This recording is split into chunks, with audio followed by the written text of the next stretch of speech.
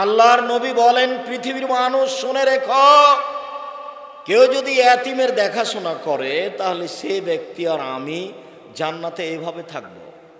তর্জনী এবং মধ্যমা আঙ্গুলকে তিনি জমা করলেন, অফাররাকা বাইনাহুমা, দুইটার মধ্যে একটু ফাঁকা করলেন। দেখো দেখো দেখো, এতিমের যে লালন পালন করে সে ব্যক্তির আমি জান্নাতে এভাবে থাকব। তর্জনী মধ্যমায় দুটি আঙ্গুল দিয়ে ইশারা করলেন, মধ্যে একটু ফাঁকা রাখলেন। এখানে আর একটা কথা আছে, আল্লাহ নবী বলছেন কেউ যদি দুইটা বেটির লালন পালন করে, মেয়ের শিক্ষা দীক্ষা দেয়, বিবাহ শাদী দিয়ে দেয় বাপ হয়ে, তাহলে আমি মুহাম্মদ সাল্লাল্লাহু আলাইহি ওয়াসাল্লাম আর ওই বাপ জান্নাতে একসাথে থাকবো। তখন আঙ্গুল দুটি দেখালেন, তখন জমা করে দিয়েছে। মেয়ের লালন পালনের দাম বেশি। 10টা ছেলেকে মাস্টার ডিগ্রি পাস করালে জান্নাত হবে, এ কথা মুহাম্মদ সাল্লাল্লাহু আলাইহি ওয়াসাল্লাম বলেননি। পড়াতে হবে, আপনি বাধ্য, তাই পড়াচ্ছেন। জন্ম দিয়েছেন, পড়াবেন, আপনি বাধ্য। এর বিনিময়ে জান্নাত হবে, এই কথা মুহাম্মদ সাল্লাল্লাহু আলাইহি ওয়াসাল্লাম বলেননি। বড় ওকে লাঠি দিয়ে পিটাতে হবে, এই কথা মুহাম্মদ সাল্লাল্লাহু আলাইহি ওয়াসাল্লাম বলেন। কিন্তু দুইটা মেয়ে লালন পালন করেন, তখন বিনিময় জান্নাত। তখন আঙ্গুল দুটি আল্লাহ রাসূল কিভাবে দেখালেন বলেন তো? মনে থাকবে না মনে হয়, তখন জমা হয়েছিল। আর যখন দেখাচ্ছিলেন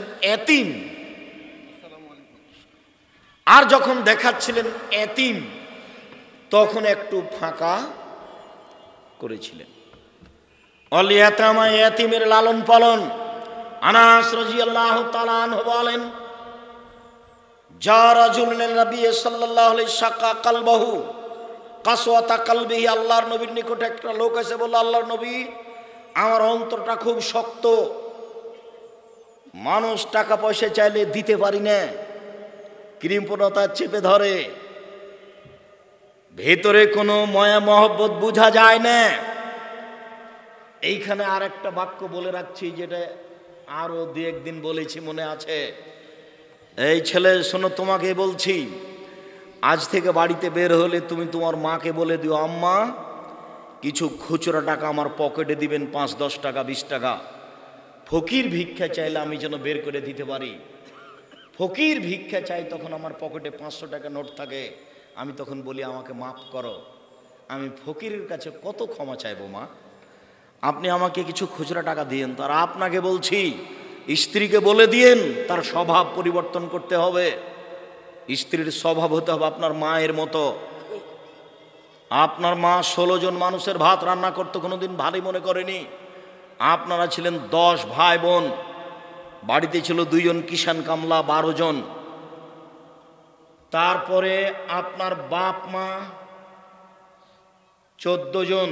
আপনার বাপের অভ্যাস ছিল মসজিদ থেকে ফকির ধরে আনা, 2 জন ফকির ধরে নিয়ে এসে রাতে 16 জন মানুষের ভাত রান্না করতেন। আপনার মা ঢেঁকিতে ধান বেগে কোনোদিন ভারী হয়নি। আপনার স্ত্রী যেখানে ভাত রান্না করে সেখানে শোকে সব কিছু আছে, ফ্রিজে। রাত 10টা 11টার সময় আমাকে নিয়ে গেছেন, গিয়ে বলছেন খালেদা উঠো, মেহমান আছে। তখন আপনার স্ত্রী নাক সিট কেটে দিয়ে বলছে, হ্যাঁ বাজার থেকে মেহমানকে খাওয়িয়ে নিয়ে আসনি, এখন বিরক্ত করো। এই কণ্ঠ যদি আপনার মা শুনতে পায়, 80 বছর বয়স, ঘরে শুয়ে আছে ওইদিকে, তাড়াহুড়ো করে আপনার মা উঠে আসবেন, এসে বলবেন থাক বেটা, বউ মাকে উঠেছে না বেটা, আমি ঠিক করে দিছি। এই কথা আপনার মা বলতে পারে, আপনার বউ নাক সিটকানি দেয়। আমি বউকে তালাক দিতে বলিনি, তবে বউ স্বভাব পরিবর্তনের জন্য অনুরোধ জানিয়েছি। চেষ্টা করেন কোন সময় 150 চাউল রান্না করবেন, আপনার মা 3 কেজি চাউল রান্না করে দেন, 3 সের।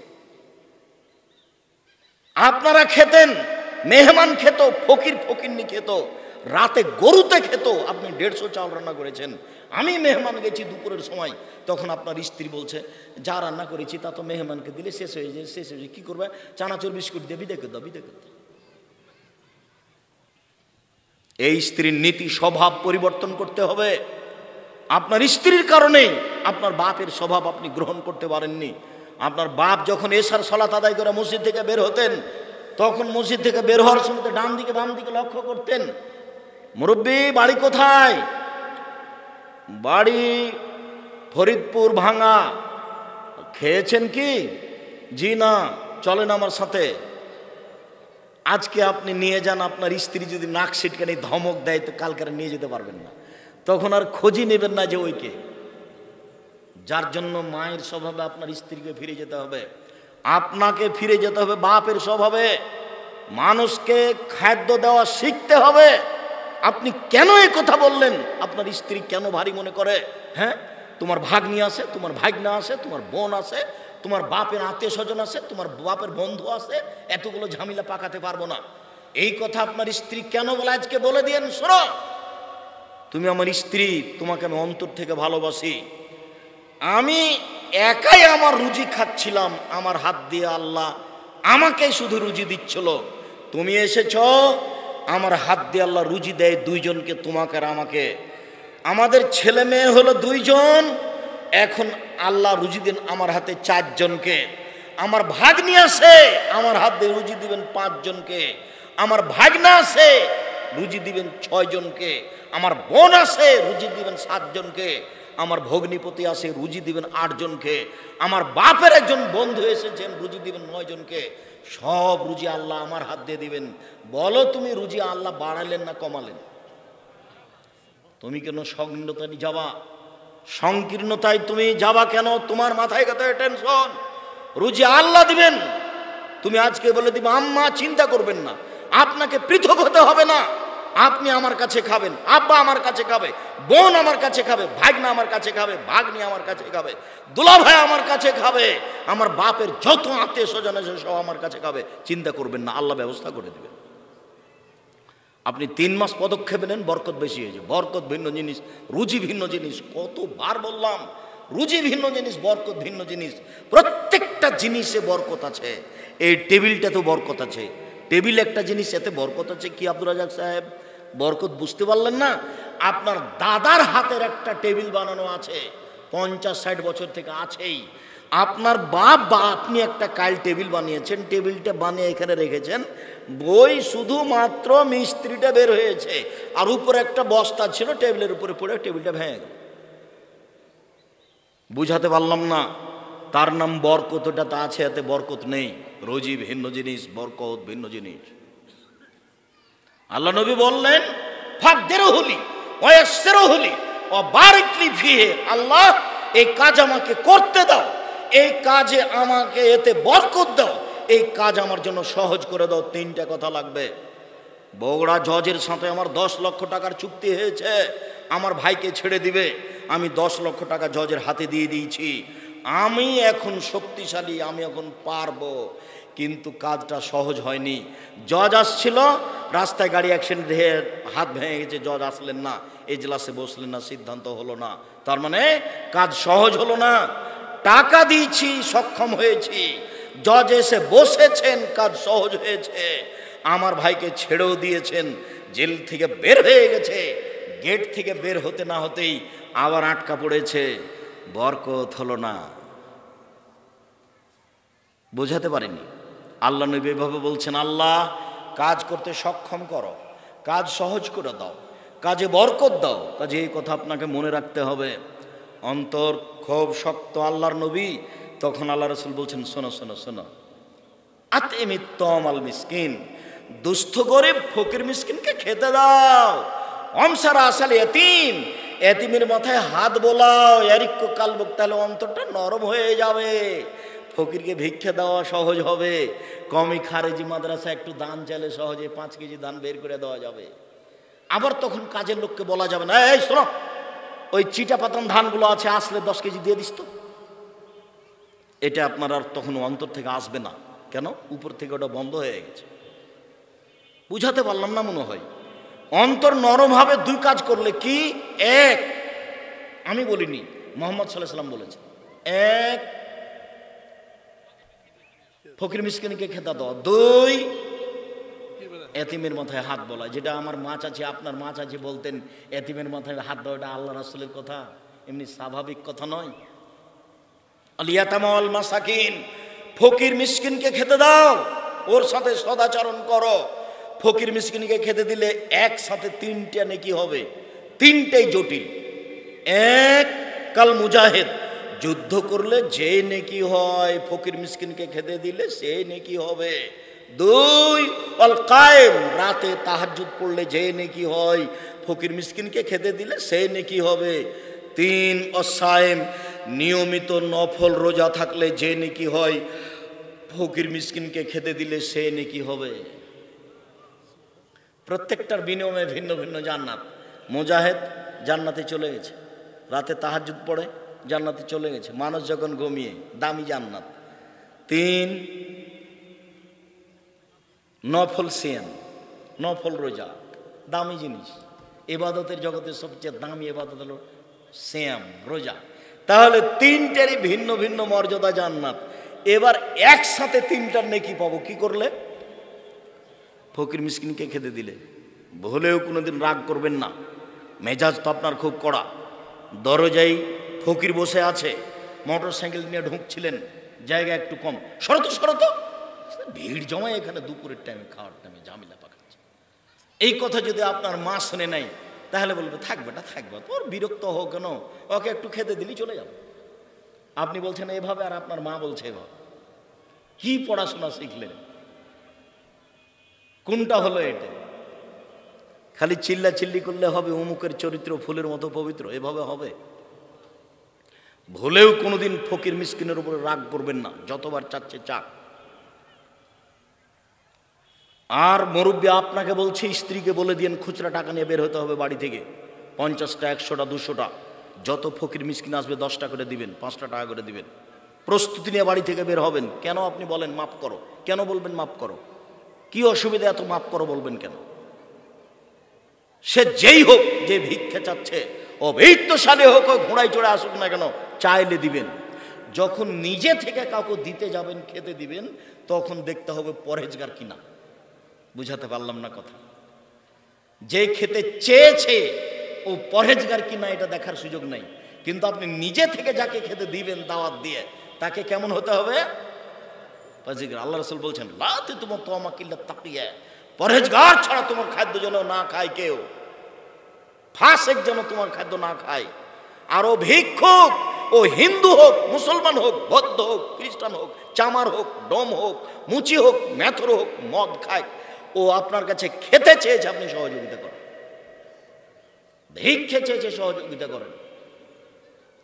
নিজে থেকে যখন আপনি খাওয়ার দিবেন, তখন আপনি পরহেজগার খুঁজবেন, নইলে রাসূলকে অমান্য করা হবে। সম্মানিত দিনী ভাই বোন, অল ইয়াতামা ওয়াল মাসাকিন ওয়াল জারি জিল কুরবা, নিকট প্রতিবেশীর সাথে সদাচরণ করো। ওয়াল জারিল জুনুব, দূর প্রতিবেশীর সাথে সদাচরণ করো। প্রতিবেশী সংক্ষিপ্ত, এই কথাই ছিল লম্বা, এরপরও কারণবশত সংক্ষিপ্ত করতে হচ্ছে। রাসূল সাল্লাল্লাহু আলাইহি সাল্লাম বলেন, আল্লাহ লা ইয়াদখুলু, আল্লাহর কসমও জান্নাতে যাবে না। আল্লাহ লা ইয়াদখুলু, আল্লাহর কসমও জান্নাতে যাবে না। আল্লাহ লা ইয়াদখুলু, আল্লাহর কসমও জান্নাতে যাবে না। কিলা বানি ইয়া রাসূলুল্লাহ, কে জান্নাতে যাবে না সেটা তো বলবেন। যাবে না কে? আপনি যে বলছেন আল্লাহর কসম যাবে না, আল্লাহর কসম যাবে না, আল্লাহর কসম যাবে না, কে যাবে না? তখন আল্লাহ রাসূল বলছেন, মানলা ইয়ামান জারহু বাওয়াইকাহু, যে তার প্রতিবেশীকে কষ্ট দেয় সে জান্নাতে যাবে না। বুখারী মুসলিম। বুঝাতে পারিনি? প্রতিবেশীর কাছে টিকা থাকাই খুব কঠিন। আমার খারাপটা বলাই তার কাজ। আমি ঢাকায় আছি, আপনি ঢাকায় আছেন, তা আপনি বলছেন আম্মা এক কাজ করেন তো আম্মা, ওই যে আমাদের পাড়ার পাশে যে চাচি ছিল না, ওই চাচিকে 500 টাকা দিয়েন তো আম্মা। তখন আপনার মা বলছেন, করেছিস কি? সব সময় তোর বদনাম করে, ওকে টাকা দিবি? জামা ওকে দিতে হবে। চাঁপাইনবাবগঞ্জের ভাষাতে বলে, শত্রুকে বড় পিঠে বসতে দিতে হয়। এই ভাষা বুঝেন কি না, যাকে ভাষা বোঝানোর দরকার নাই। প্রতিবেশীকে খারাপ লাগছে এ কথাই ঠিক, এরপরেও তাকে সহযোগিতা করতে হবে, খেতে দিতে হবে, এ কথাই ঠিক, তার নাম প্রতিবেশী। আবু হুরায়রা রাদিয়াল্লাহু তাআলা আনহু বলেন, রাসূল সাল্লাল্লাহু আলাইহি ওয়াসাল্লাম বলেছেন, মান কানা ইউমিনু বিল্লাহি ওয়াল ইয়াউমিল আখির ফালা ইউজিরাহু, যে ব্যক্তি আল্লাহকে বিশ্বাস করে, পরকালকে বিশ্বাস করে, সে যেন প্রতিবেশীকে কষ্ট না দেয়। আয়েশা রাদিয়াল্লাহু তাআলা আনহা বলেন, রাসূল সাল্লাল্লাহু আলাইহি সাল্লাম বলেছেন, লা তাজালু জিবরাইল ইউসিনি বিল জারে, জিবরাইল যখনই আসেন তখনই বলেন প্রতিবেশীর সাথে ভালো আচরণ করবেন। জিবরাইল যখনই আসেন তখনই আমাকে বলেন প্রতিবেশীর সাথে ভালো আচরণ করবেন। জিবরাইল যখনই আসেন তখনই বলেন প্রতিবেশীর সাথে ভালো আচরণ করবেন। জানান তো, আমি মনে করলাম, বলার কারণে মনে করলাম, এত বলতে লাগলেন, বলার কারণে মনে হচ্ছে সৈয়রসহু, কখন এসে বলবেন যে জমি দিয়ে দিতে হবে, ভাগ দিতে হবে। বাক্য বুঝা গেল না। মানে জিবরাইল এত বলাতে মনে হচ্ছে যে কখন এসে জিবরাইল আমাকে বলবেন যে প্রতিবেশীকে কি দিতে হবে, জমির ভাগ দিয়ে দিতে হবে। জমির ভাগ তো আমার ভাই পাবে, জমির ভাগ তো আমার বোন পাবে। জানি না বাপ মরার পরে আপনাদের এলাকাতে জমি ভাগ হওয়া দেরি হয় নাকি। বুঝেও বুঝে না ওরা, অন্তর আছে বুঝে না, দেখেও দেখে না ওরা, চক্ষু আছে দেখে না, শোনেও শোনে না ওরা, কান আছে শোনে না। উলায়েকা কালানাম, তারা পশু প্রাণীর মতো, তারা গরু ছাগলের মতো, তারা কুকুর শ্রীগলের মতো। বাল হাজাল, বরং তার চেয়ে খারাপ। কুকুর শ্রীগলের চেয়ে খারাপ মানুষ, কুকুর শ্রীগলের চেয়ে খারাপ কে? তোমার বাপ। আব্দুর রাজ্জাক সাহেব, আপনাকে খুব সম্মান করে, এভাবে কষ্ট দিয়ে না, দুঃখিত, আমি তোমাকে কষ্ট দিতে চাইনি। তোমার দাদা মরা 10 বছর হলো, তোমার বাপ জমি পাবে সকালে আর তোমার ফুফু জমি পাবে বিকেলে, এরকম না একসাথেই পাবে। তো 10 বছর হলো তোমার বাপ এখনো দেয়নি। তোমার বাপকে যদি কুকুর শ্রেণীর চেয়ে আমি খারাপ প্রমাণ করতে না পারি, আমি জাতির সামনে বক্তব্য দিব না। 30 বছর থেকে বলছি, আজকেও বললাম। কোন শরমে তোমার বাপ জমি রেখেছে? তার ভিত্তি কি? মাটি দিয়ে এসে জমি ভাগ করতে হবে, তারপরে কোনো কথা। মাটি দিয়ে এসে জমি ভাগ করতে হবে, তারপরে কোনো কথা। বলছে আমাদের ভাই বোনে কোনো গন্ডগোল নেই, সে কথা পরে। জমি ভাগ হয়ে যাওয়ার পরে গন্ডগোল না হওয়া পরে। এইটা যদি গাইবান্ধা রংপুরের কাছাকাছি বগুড়া জয়পুরহাট হয়, তাহলে তার মানে হলো যে যদি বোন এসে জমি চায়, তাহলে ওকে বলতে হবে তুই আর জীবনে বাড়িতে আসবি না। তার নাম ভাই বোন। আপনি জমি খাচ্ছেন কিসের ভিত্তিতে? কেন আপনি খাচ্ছেন? এক সন্ধ্যায় এক টাইম খাওয়ার প্রমাণ দিতে হবে। এক সন্ধ্যা আপনি খাবেন আপনার বোনকে বাদ দিয়ে আপনার বাপের জমি, প্রমাণ হয়ে গেলে আমি আব্দুর রাজ্জাক বিন ইউসুফ জাতির সামনে কথা বলবো না। এক সন্ধ্যা আপনার খাওয়ার প্রমাণ কি? আপনি হলেন বাপের বেটা আর ও হলো বাপের বেটি। পার্থক্যটা বের করেন আপনি কোথায়? দেরি হলো কেন? এটাই কুসংস্কার, এটা নোংরা নীতি। 24 ঘন্টায় জমি ভাগ করে দিতে হবে, মাটি দিয়ে আগে জমি ভাগ করতে হবে, তারপরে খাওয়া। অর্থ সম্পদ ভাগ করতে হবে। আপনি আপোষ করতে পারেন, বোনেরাকে বলতে পারেন যে আপা, এটা তো আমরা বাপের ভিটাতে বাড়ি বাস করে আছি, এখানে আপনাদেরকে দিলে তো আমাদের বসবাসে অসুবিধা হবে, তো দেখেন অন্য জায়গাতে এর পরিবর্তে আপনারা নেন। তখন একটা বুঝ ভাই বোন মিলা হবে, সেটা ভিন্ন জিনিস। ভাই বোনের আপোষ ভিন্ন জিনিস। কোনোদিনই সে আসতে পাবে না, জমির কথা বললেই সে খেপে যায়। ই আবার কোন আচরণ? বুঝেও বুঝে না ওরা, অন্তর আছে বুঝে না, দেখেও দেখে না ওরা, চক্ষু আছে দেখে না, শোনেও শোনে না ওরা, কান আছে শোনে না। উলায়েকা কালানাম, তারা পশু প্রাণীর মতো, তারা গরু ছাগলের মতো, তারা কুকুর শ্রীগলের মতো। বাল হাজাল, বং তার চেয়ে খারাপ। এ কথা আমি বলিনি, এ কথা আল্লাহ বলছেন। সম্মানিত দিনী ভাই বোন, আবু হুরায়রা রাদিয়াল্লাহু তাআলা আনহু বলেন, রাসূল সাল্লাল্লাহু আলাইহি ওয়াসাল্লাম বলেছেন, আউয়ালু খাসমিন ইয়াউমাল কিয়ামাহ জারান, বিচারের মাঠে প্রথম 2 জনের বিচার হবে, সেটা 2 প্রতিবেশী। আব্দুর রাজ্জাক সাহেব, থামেন থামেন থামেন। আমরা আপনার মুখে একাধিক দিন বক্তব্য শুনেছি, তাতে প্রথম বিচার হবে নামাজের, সালাতের। আর আপনি আজকে বলছেন প্রথম বিচার হবে 2 প্রতিবেশীর। বুঝাতে পারলাম না, একটু বুঝিয়ে বলবেন কি? হ্যাঁ, আল্লাহর হকে প্রথম বিচার হবে সালাতের, নামাজের। আর মানুষের যে পরস্পর একটা হক অধিকার আছে, এই হক অধিকারে বিচার মাঠে প্রথম বিচার হবে কিসের? 2 প্রতিবেশীর। এটা আমি বলিনি, এ কথা মুহাম্মদ সাল্লাল্লাহু আলাইহি সাল্লাম বলেন। রাসূল সাল্লাল্লাহু আলাইহি ওয়াসাল্লাম বলেন, একজন লোক এসে বলছে, আল্লাহর নবী, কাইফা আলামু ইন্নী আসাতু আহসান্ত, আমি কি দিয়ে বুঝবো আমি ভালো মানুষ? আমি কি দিয়ে বুঝবো আমি খারাপ মানুষ? আল্লাহর নবী, আমি কি দিয়ে বুঝবো আমি ভালো মানুষ? আমি কি দিয়ে বুঝবো আমি খারাপ মানুষ? তখন আল্লাহ রাসূল উত্তর দিচ্ছেন, দেখেন, এই ছেলে কি করছো, এদিকে খেয়াল করো। উত্তর, এজা সামিতা মিন জিরানাকি ইয়াকুলু আহসানতা ফাকাদ আহসানতা। যখন তুমি তোমার প্রতিবেশী থেকে শুনবে তুমি ভালো, তখন তুমি ভালো। ওই যে সামিতা মিনহু আসাতা ফাকাদ আসাতা। আর যখন তোমার প্রতিবেশী থেকে তুমি শুনবে তুমি খারাপ, তখন তুমি খারাপ। এবার যদিও স্বাভাবিক গতি, পৃথিবীর যা গতি, তাতে ভালো মানুষকেও প্রতিবেশী খারাপ বলে উল্লেখ করে, তবে তা অস্থায়ী। আল্লাহ রাসূল এইভাবে বললেন, প্রতিবেশী যদি তোমাকে ভালো বলে তাহলে তুমি ভালো, প্রতিবেশী যদি তোমাকে খারাপ বলে তাহলে তুমি খারাপ। রাসূল সাল্লাল্লাহু আলাইহি ওয়াসাল্লাম বলেন, আরবাউন, চারটা জিনিস আছে যার সুখময় জীবন তার, চারটা জিনিস আছে যার সুখময় জীবন তার, চারটা জিনিস আছে যার সুখময় জীবন তার। এক, আল জারুস সলে, ভালো প্রতিবেশী। দুই, আল মারাতু সলে, ভালো বউ, ভালো স্ত্রী। তিন, আল মারকাবুল হানি, একটা ভালো গাড়ি, সাইকেল হলো ভালো হতে হবে, উঠার সাথে সাথে চেন পড়ে গেছে, এটা ভালো নয়। চার, আল বাইতুল ওয়াসি, প্রশস্ত ঘর, অন্তত মেহমান যে ঘরে বসবে সেটা বড় হতে হবে, 5 জন 7 জন 10 জন লোক একসাথে যেন বসে খেতে পারে। জীবনে আপনার মেহমান খানাতে লোকই বসে না, এটা কথা হলো? আজ থেকে আপনার স্ত্রীকে বলে দিন আপনার মায়ের স্বভাবে ফিরে যেতে হবে, মাঝে মধ্যে এই বাড়িতে মেহমান ফকির মিসকিন খাবে।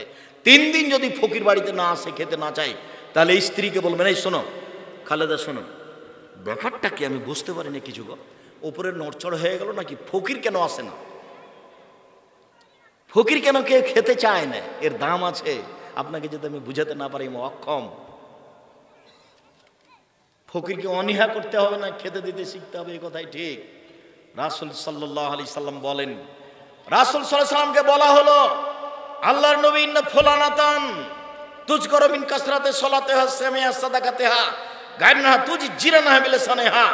আল্লাহর নবী, অমুক মহিলার ব্যাপারে বলা হচ্ছে ও বেশি বেশি সলাত আদায় করে, 1। 2, বেশি বেশি সিয়াম পালন করে, নফল রোজা 2। 3, বেশি বেশি দান খায়রাত করে, তবে জিভা দিয়ে মানুষকে কষ্ট দেয়, ও মুখ দিয়ে মানুষকে কষ্ট দেয়। আল্লাহ রাসূল বলেন, হে ফিন্নার, ও জাহান্নামে যাবে। উপস্থিত দিনী বৈঠকের মুসলিম বোন, হাঁটছেন কেন? কথা শেষ হয়েছে, আমি তো শেষে চলে এসেছি। আপনার কথা বুঝে আসে না? গ্রামে বসবাস করেন, জায়ের সাথে বসবাস করেন, জীবনে কোনোদিন মুখ খুলবেন না। প্রতিবেশীর ছাগলে সিম গাছ কেটে খেয়েছে, এই কথাই ঠিক। প্রতিবেশীর ছাগলে আপনার গাছপাতা নষ্ট করেছে, এই কথাই ঠিক। প্রতিবেশীর গরু ছুটে গিয়ে আপনার জমিতে ধান খেয়েছে, এই কথাই ঠিক। সিম গাছে সিম ধরে ধরে, এই সিম গাছ প্রতিবেশীর ছাগলে কেটে দিয়েছে, এটা সহ্য করা কঠিন।